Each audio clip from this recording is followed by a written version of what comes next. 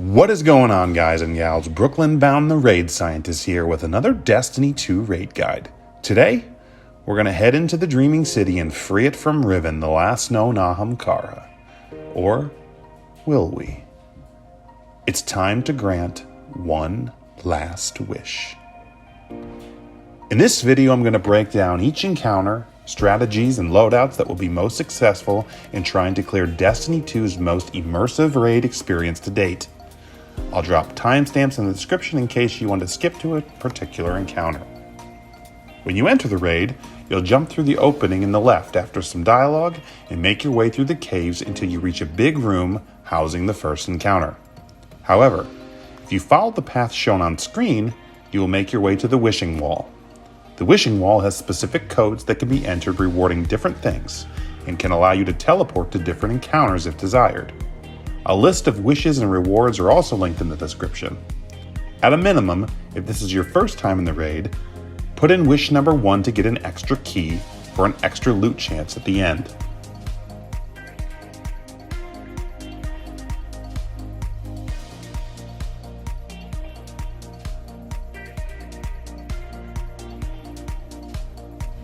So, to start off the raid, you'll be working to destroy Callie the Corrupted in the first encounter. Subclass-wise, you'll want one Titan, at least with a Weapons of Light bubble, but more isn't a bad idea for doing extra damage. Warlocks want to run Well of Radiance with Lunafaction boots, and Hunters on Golden Gun with Celestial Nighthawk. Weapons, you'll want whatever meta weapons are current for DPS. I don't really recommend snipers unless you have a divinity because her crit spot is very small and hard to hit because she moves a lot. Other than that, no other specific weapons are really needed. It's a pretty easy encounter overall. When you enter the area, you'll notice a lot of plates scattered around the room and random symbols above them. There are 9 plates in total, 3 on the right when you enter, 3 across the room, and 3 to the left in the rock area. Each plate will have a symbol above it assigned to it. These symbols are not static, meaning after a phase of DPS or a wipe, they randomly change. If you head to the middle area, you'll see 3 pairs of symbols hanging from the rafters. These 6 symbols are the symbols that need to have the plates activated, meaning there are 6 good plates, and the 3 additional plates are bad plates. Split your team up so the 3 pairs of people are responsible for the symbols in each of the 3 areas. If you don't one-phase the boss, the symbol responsibilities change along with the plates, so it's best to just assign each pair of people a specific symbol pairing to always check for. Once everyone knows which symbols they are getting, go find your plates, and standing on them starts the encounter. As soon as you stand on your plate, you'll notice that it is split into 3 equal-sized sections. And 2 of those sections will have a green Taken ooze on them with a Taken blight. You want to stand on the one section that is clear and not stand on the sections with the Taken blights, because as they grow larger, they will kill you when they explode, and they do this about every 5 seconds. Stay on your plate, shooting Thrall, and pay attention because every 5 seconds or so, the clear section will change. Keep moving around your plate until a knight spawns, and kill him. Once dead, you can head to the middle area. Note, Callie will teleport around the room during this time.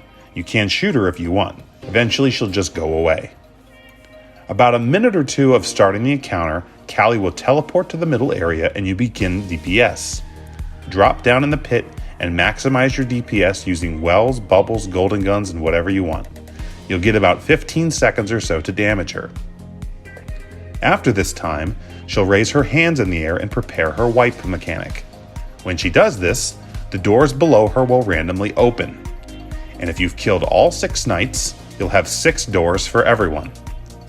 Everyone each gets their own door quickly to survive her wipe mechanic. If you don't make it into a door, you'll die. After the screen flashes white, you can jump back out and get 15 more seconds of damage time again. And this repeats 3 total times. The doors each time are random, so come up with an assignment strategy so people are not stealing each other's doors. We simply assign everyone a number 1 through 6, and then whichever door starting left to right and top to bottom is open first, that is number 1. And whichever door is last is number 6. Everyone else just fills in an order. After 3 phases of DPS, if you haven't killed her, you'll have to go back and do plates again. Everyone look up to the pairing of symbols they were assigned and identify what your new symbol is. Then, immediately go find a plate with that symbol and get on it. You'll repeat all the same mechanics again the rest of the way until she finally falls. A few final notes about this encounter. First, if you accidentally go to the wrong plate and kill a knight on it, an ogre will spawn in the middle and you'll be short on a door during DPS. And second, you can get off your plate in a pinch. It will just delay the spawning of your knight, so get back on it quickly if you have to get off of it for some reason. That's about it. Collect your loot and head through the door and get to the first secret chest and to the second encounter. Moving on, you'll travel across this bridge, and after the first third of it or so, you can drop down as shown on screen to a hidden chest. This chest contained the taken mods from this raid.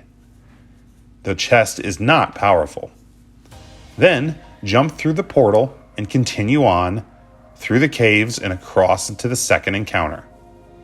For the second encounter, you're going to want 1 Weapons of Light bubble again and a Well of Radiance with Lunafaction boots. Everyone else should be on roaming supers. Weapons you'll want to decide on a DPS strategy. If you use snipers and pair them with a divinity, you can use those. Otherwise, use other meta DPS weapons. A 1-2 punch shotgun, grenade launchers, or really anything here works. You want quick burst DPS. This encounter is a timed encounter and a chase encounter. You'll want to assign some things before you get started. First, assign 3 people to get the plates that are responsible for breaking the boss's shield to do DPS. You also want 4 people assigned puzzle room plates. The goal here is to kill Shuro Chi by doing damage in 6 different DPS phases that take away 1/6 of her health each time. There are 3 floors, and each floor has 2 DPS encounters and then a puzzle room at the end. You get about 4 minutes to clear each floor. So, as soon as the doors open, immediately start rotating supers and start clearing ads quickly.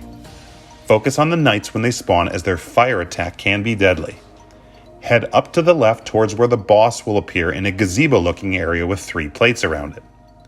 After enough ads have been killed, you'll see a notification on screen that says Shuro Chi's tempo quickens, and the timer will speed up drastically. At this point, the 3 people assigned to break the boss's shield will each find a plate, pick up the orb on it, and jump on the plates together.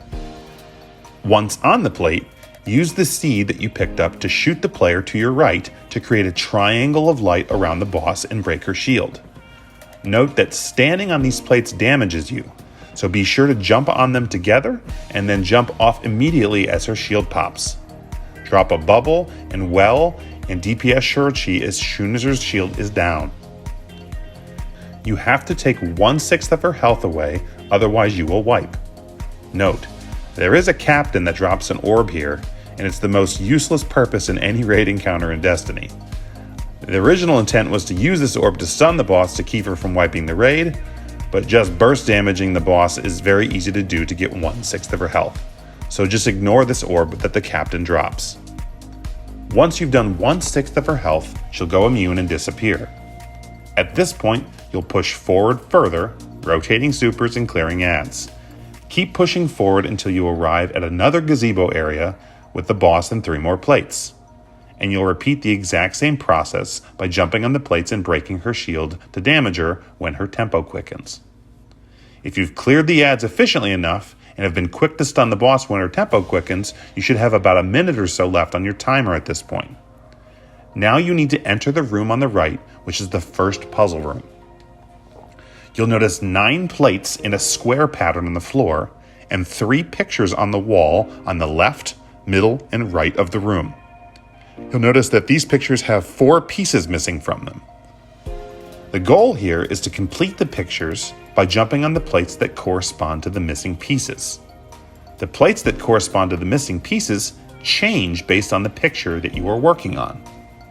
I'll try to explain this with some diagrams. First, note that you should have to assign 4 puzzle people a number 1 through 4. Then, if you look at any picture, we number the different pieces 1 through 9, starting top to bottom and left to right, as shown. Then, when you approach a picture in the puzzle room, you start with the first missing piece, and that is the one that person number 1 gets. The second missing piece is the plate that number 2 gets, and so on. So when you enter the room, the puzzle on the left is first. The plates that correspond to the pieces in the left picture are numbered as if you were looking at this picture from straight on. Here's an example. Notice that plates number 1, 2, and 3 are closest to the picture. Then, the middle picture, the plates change in correlation to the picture. And finally, the right picture, they change again, as shown. What makes this whole part tricky is that you cannot physically stand on the same plate twice. So you have to remember which plates you've stood on. If you jump on a plate and it turns red, it means you have stood on that plate and cannot get it. You can either swap with a different player or have one of the 2 remaining players killing ads jump on it if they are fast enough. In this example, the left picture needs 4 pieces or plates. Person number 4 would get the middle plate in this example. Then, when moving to the middle picture, even though the missing pieces are different, it turns out number 4 would still be required to get the middle plate. So, they would have to call out for a swap here and for one of the floaters to get their plate. Finally, one more note about the puzzle is to remember that the plates hurt you while standing on them. So all 4 players should jump on their plates at the exact same time and then jump off immediately after it says the sequence picture is locked. You have to do this for all 3 pictures in the room to progress the encounter. Once all the pictures are locked, a purple globe platform will lower down and allow you to jump up to the next level. Note that your timer resets here back to 4 minutes. And now the entire encounter repeats, pushing on, clearing ads, DPSing Shuro Chi 2 more separate times, and then followed by a second puzzle room. Then, finally, when you jump up to the 3rd and final level, you will continue the same pattern again until you kill her. There is no puzzle room after the 3rd floor. Note that in the last DPS phase, ads do not stop spawning, so keep this in mind when going for the finish. Once she falls, Shuro Chi will also be freed from Riven's curse, and you can drop down and continue on.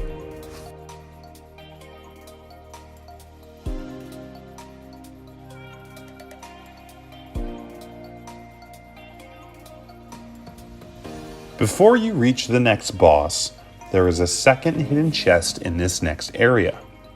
Follow the path on screen to get to it.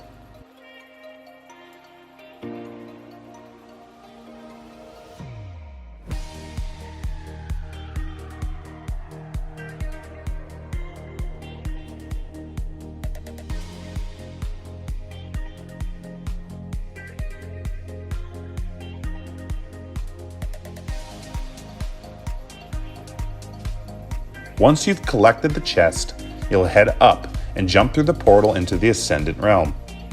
This is a simple jumping puzzle that you're trying to make it all the way up to the top, where there is another portal waiting for you. Take your time here and you should be just fine. Once you jump through the portal, you'll be ready for the 3rd encounter, Morgeth the Spire Keeper. There are about 1,001 ways to DPS this boss. His health pool is relatively small, so it really depends on what Bungie hasn't nerfed at the time you run it. One of the best ways, in my opinion, is to just use Whisper. It's very reliable and seems to always do the trick. 1-2 punch shotguns work, whatever you really want. One phasing him is pretty much the norm. In the 80-90 times I've done this raid, I don't think I've ever not one phased him. You do want a Well of Radiance to survive the Axion bolts he shoots at you, and a Weapons of Light bubble for the extra buff is great. Other than that, subclass choice really isn't too important. To start, split your team into 2 groups of 3. One team will cover left and one team will cover right. The goal here is to collect 10 taken strength orbs before Morgeth can consume them. Once you collect 10 strength orbs, you can damage him. The strength orbs look like this giant taken ball you can jump through. When you jump through it, you collect it. Note you can only collect 2 strengths. If you try to pick up a third, you will die. And also note that if you do have 2 strength buffs, you can be targeted by Morgeth as he'll try to steal them. There are a few ways to organize orb pickups here. I'll explain how we normally do it. Assign one person to pick up the first one to start the encounter. This person will maintain the exact same ×1 taken strength the entire fight, until the last one appears right before DPS. Once the encounter starts, adds will spawn, and then the strengths will start spawning 2 at a time on each side. Assign one person on each side to pick up the first pair as they spawn.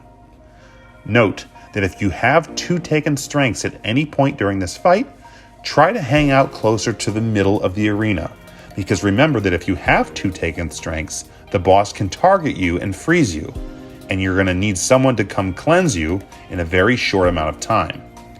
And if you are very far away from the person who's going to come cleanse you during this process, they might not be able to get to you in time.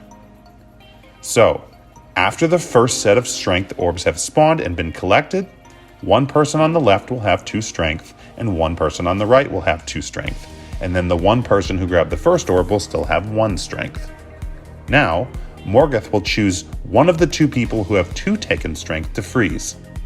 At this time, they'll call out that they're frozen, and someone without any strength will need to very quickly pick up one of the orbs that is dropped by the taken captains and sprint to that person. Once they arrive, use the grenade ability to cleanse the frozen player with the orb that you picked up. Doing so will transfer the strength from the frozen player to the person that cleansed them. So, the person that was frozen will no longer have any strength, and the person that cleansed them will now have the 2 strength that they had. After this round, 4 more strength will spawn again, 2 on each side. At this point, you'll have 3 people without any taken strength, and then 2 of them should grab 2 each, 2 on the left and 2 on the right. This will leave 1 player with no strength at all. Now the same process will happen. Morgeth will choose any one of the players that have 2 taken strength to freeze randomly, and the 1 player that has no strength has to be the cleanser. They should locate another orb dropped by a captain very quickly, pick it up, and go cleanse the frozen player. Once the cleanse has happened, there should be 9 strength collected, leaving 1 final one that will spawn in front of Morgeth. Now, you'll get ready for DPS. If you're DPSing with snipers, you can pick a spot to organize back where the rally flag was dropped. If you're using shotguns, you need to get ready to jump underneath him. Now, the person who grabbed the first strength, who's been holding the ×1 the whole time, collects the last one, and DPS will start. Aim for his large bubbly back area to crit him. Stack buffs and debuffs and watch his health melt away. A few final notes about this encounter. First, at any time a player with taken strength dies, the orbs they had collected will randomly reappear on the ground in the arena and will need to be recollected immediately. If Morgeth gains too much strength, he will wipe the raid. Second, you'll notice when you're DPSing him, it will say on the screen, Morgeth has 50% strength, 60% strength, 70% strength, and so on. If he gets to 100% strength before you kill him, he will also wipe you. You can stun him with one of the taken orbs dropped by the captains, using the buttons you activate your super with. This will allow you to do an entire second phase. However, like I said, in the 80 or 90 times I've killed him, I've never not one-phased him. So, moving on.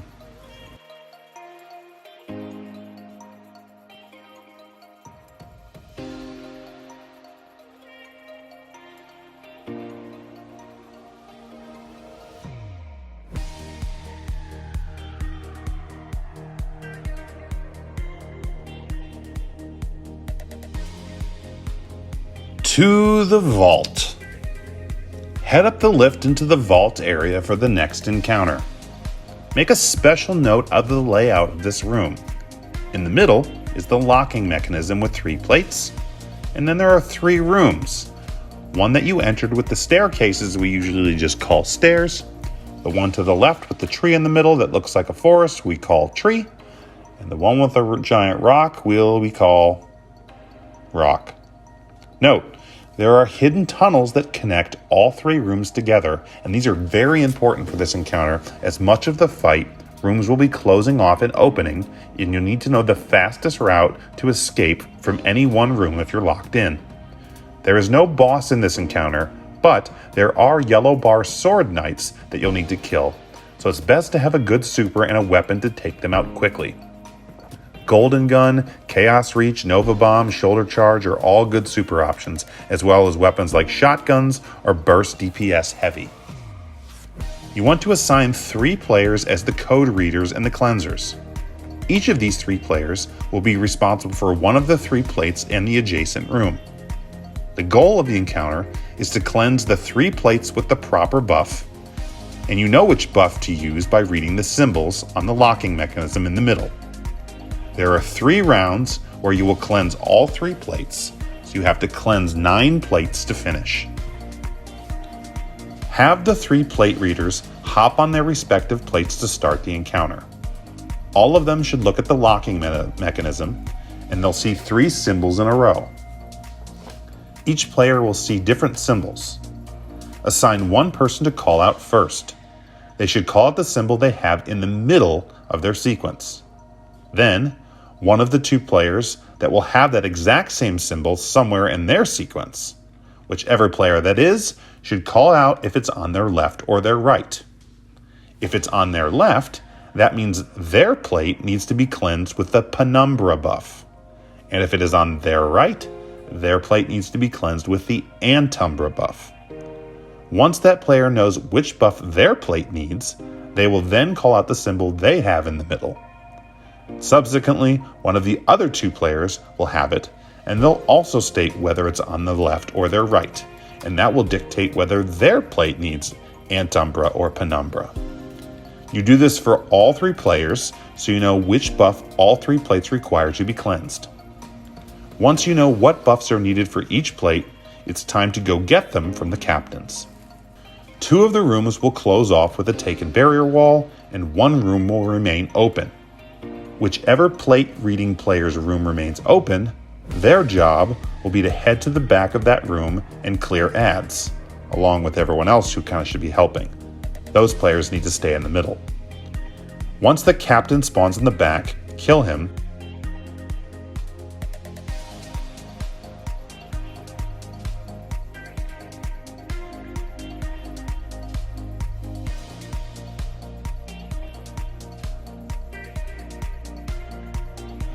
When the captain dies, he will drop one of the taken orbs you've been seeing throughout the raid thus far, and that room will close and another room will randomly open. The rest of the team in the middle needs to tell the player who is now trapped which room they can escape from, and the player will pick up the taken orb dropped by the captain and head through the tunnels to escape to that room. When the player picks up the orb dropped by the captain, they'll notice it'll have a timer and it'll say Taken Essence Penumbra or Taken Essence Antumbra. This signifies what type of buff that orb has, and thus, you need to escape to the middle and use the buff to cleanse one of the plates that needs it. You cleanse by using the grenade ability button. While that player is heading through the tunnels to escape and cleanse the lock, a taken sword knight will spawn randomly in one of the 3 rooms, and he will make his way for the plates in the middle. If he gets to the middle and gets his sword into the plate, he will disrupt the unlocking sequence you were doing, and it is an instant wipe. So whichever room gets the knight, it should be called out, and everyone should gather to kill him quickly. Note that if he spawns in a room with a taken wall protecting it, you won't be able to damage him until he gets through it. This will give you even less time to kill him. Now, whichever room opened up after the first captain was killed is the room that will spawn the second captain. The plate reader responsible for that room should head to the back and repeat what the first person did, killing ads and then the captain and picking up the orb that is dropped. Once again, that room will lock and a different room will open. That player will also head through the tunnels to escape and then use whichever buff their orb has to cleanse the second plate in the middle. When this is going on, 2 knights will now spawn randomly in 2 different rooms and do the same thing. Head to the middle and try to get their sword in the lock. Call them out loudly so everyone can focus on helping kill them before they get to the plates. Then, finally, the 3rd person will go into the 3rd and final room and repeat the same process to cleanse the final plate. All 3 rooms will get a knight at this point. I highly recommend using your supers on these knights because since there are 3, you will have less people helping kill each one. Remember to go assist other sections with their knights once yours is dead.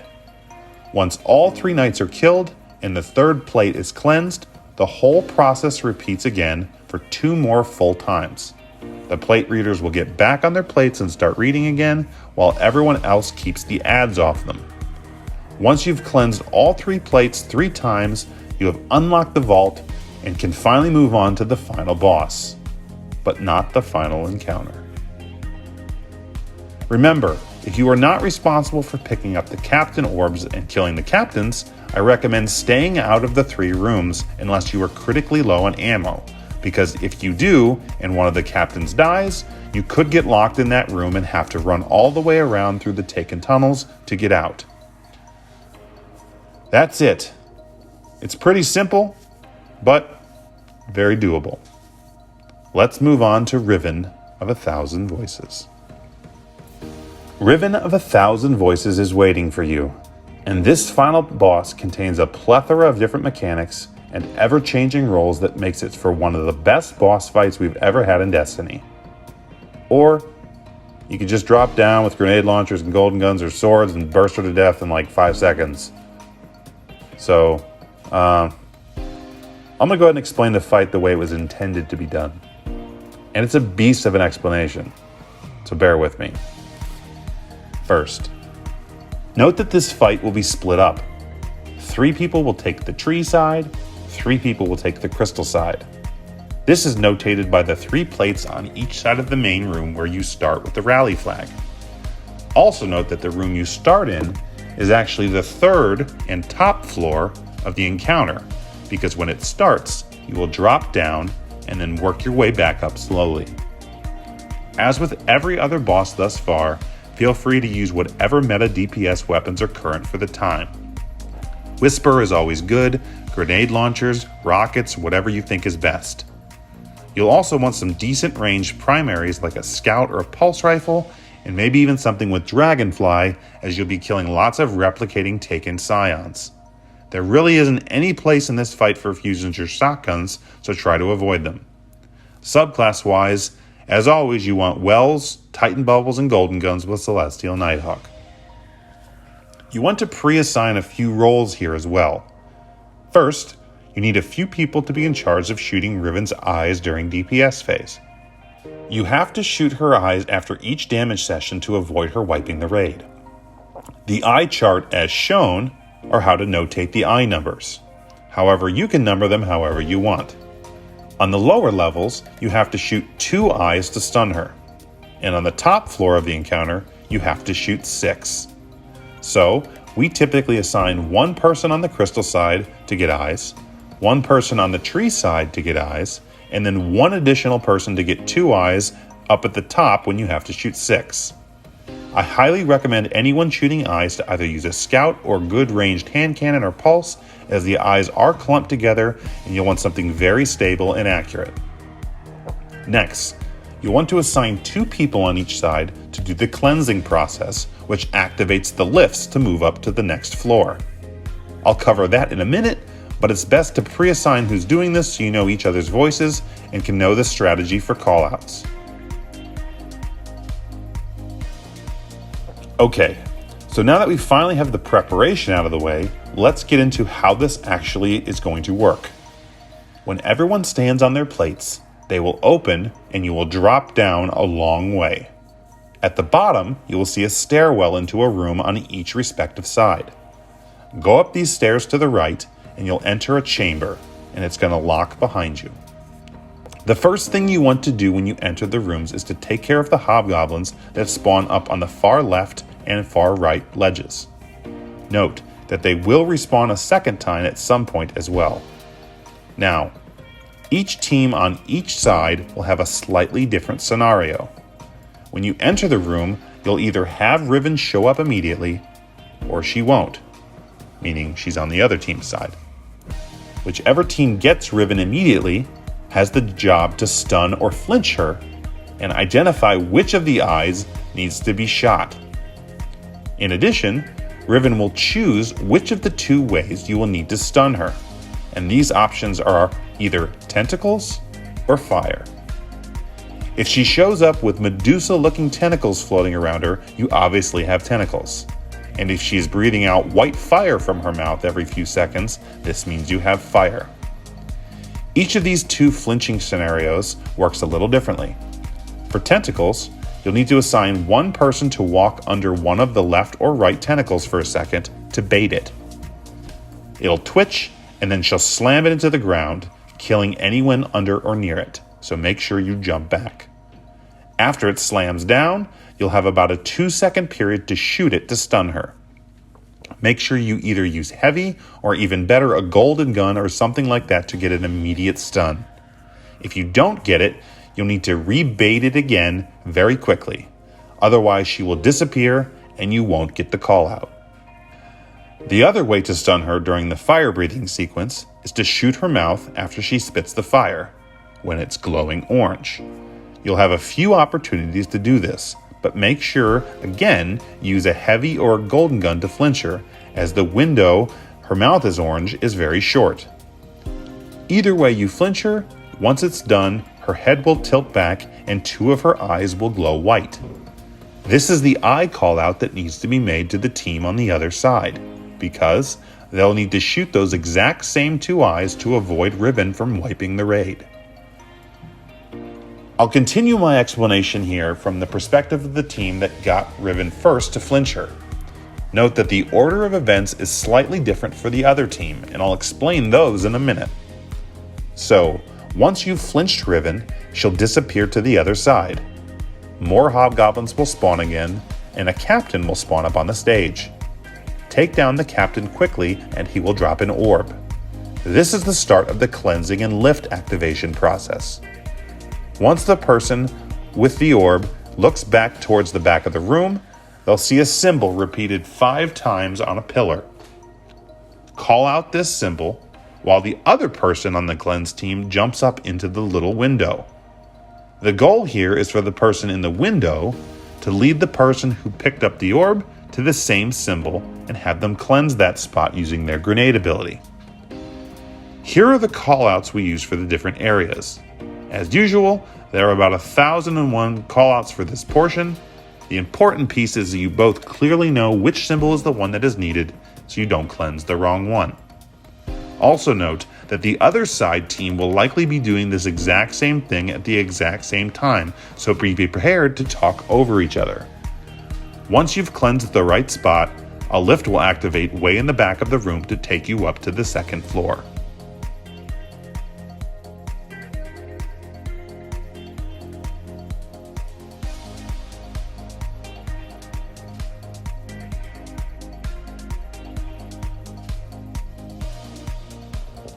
Now, we'll pause and rewind the explanation shortly, and I'll go back to what happens with the team that doesn't get Riven first. A lot of the mechanics are similar, but there's some major differences. First, when you enter the room, Riven obviously won't be there. Kill your hobgoblins, 2 sets are actually going to spawn, and then look for the taken captain. You want to get his health really low, but you want to hold off on killing him until the last second before Riven comes over to your side.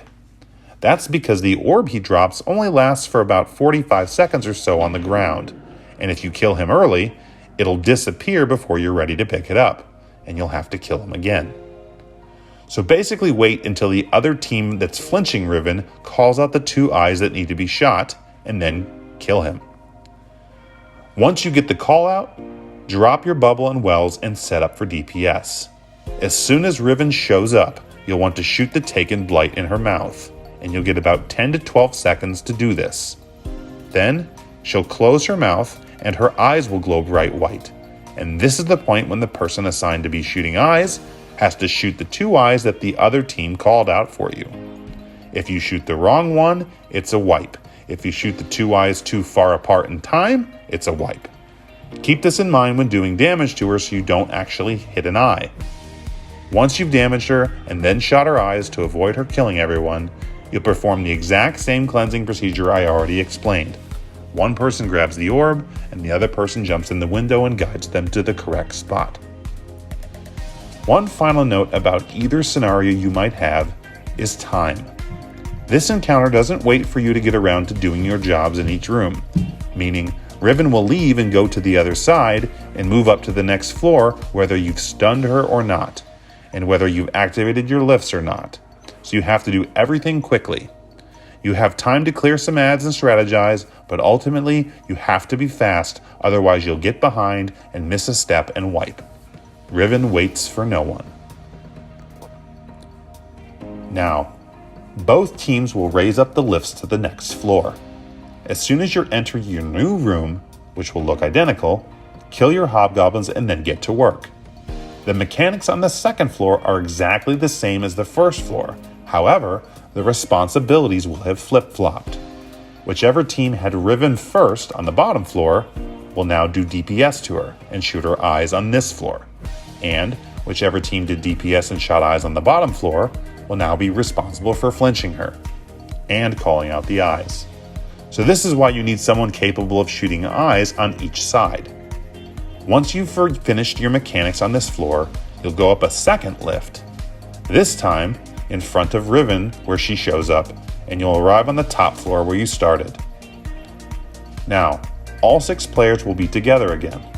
Everyone should group up in the middle and clear the ogres and goblins quickly.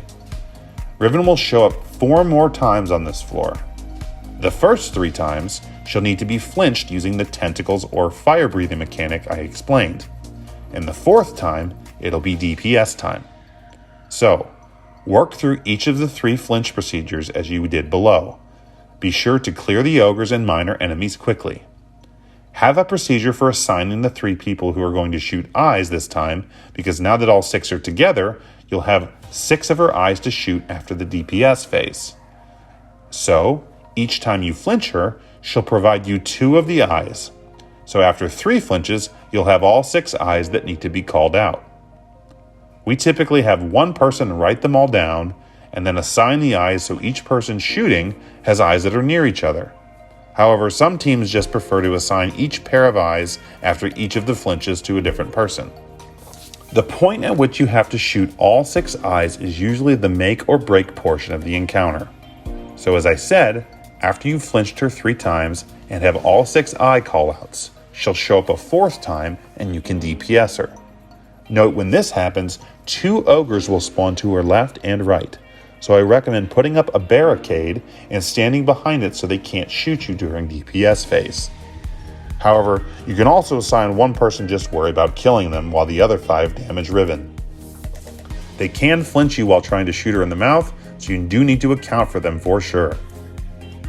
Once you've damaged her enough and shot all 6 eyes correctly, clear the remaining ads and sprint back to your starting plates immediately.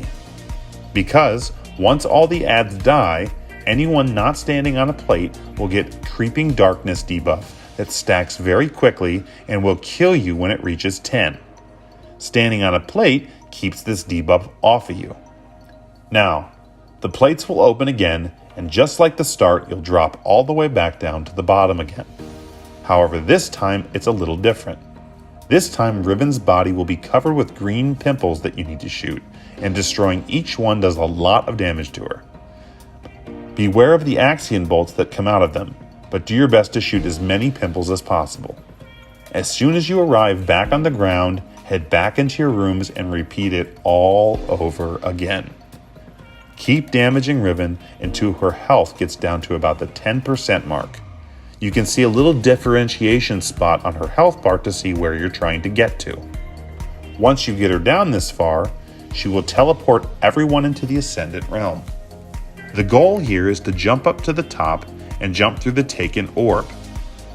This jumping area is pretty easy. Just take your time and try to not knock each other off. Watch out for phalanxes. It's best to shoot them first and then jump off because they will boop you off with their shields. Only one person has to make it to the top orb and jump through it to teleport everyone back into the main area, where Riven will show up one final time.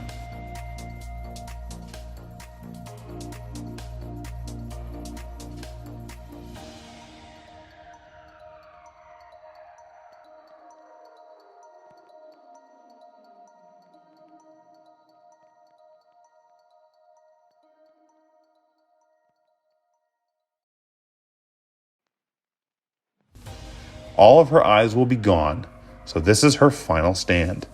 DPS her and finish her off, except this doesn't finish her off. You then have to jump into her mouth and run down her throat and shoot her taken heart in the center to finally finish this encounter. You'll be rewarded a key for finishing. However, you're not done yet.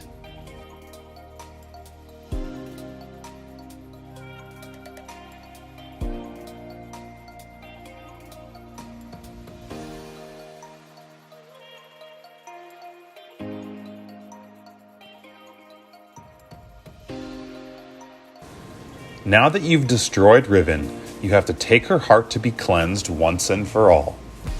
The final encounter of Last Wish is the Queenswalk, and it requires the team to carry her heart all the way back to the vault area, drop down to the lift where Callie and Shuro Chi, who you freed earlier, are waiting to cleanse it. Everyone here wants ad-clearing weapons and roaming supers. There is no boss, just waves of ads and some orange bar centurions and knights. You'll start the encounter where you finished, inside Riven, and you'll need to pick up her heart and carry it back to the vault area and drop down the hole you came up originally. One person will be assigned Fate's Chosen, and this person is the only one who can pick up and carry the heart.